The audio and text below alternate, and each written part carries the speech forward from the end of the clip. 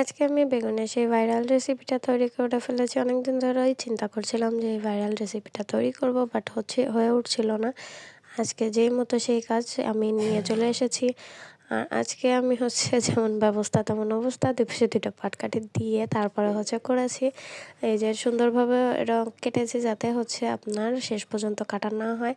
এরকম কুচি, কুচি করে নিয়েছি। এবার এর মধ্যে একটু আলু ভর্তা দিয়ে নিয়েছি। আমার যে এখানে যা ছিল ঘরের ভিতরে তাই দিয়েই আজকে বানিয়ে ফেলেছি। এবার শলার কাঠি দিয়ে সুন্দর করে এটাকে ফুলের মতন করে নিতে হবে। এবার আমি শলা দিয়ে সুন্দর করে ফুলের মতন করে নেওয়ার পরে ডিম গুলিয়ে রেখেছিলাম। ডিম আর ময়দা দিয়ে এটাকে কোট করে নিব। এর মধ্যে একটু লবণ আর একটু গোলমরিচ দিয়ে নেবেন, তাহলে টেস্টটা আরও বেশি হবে।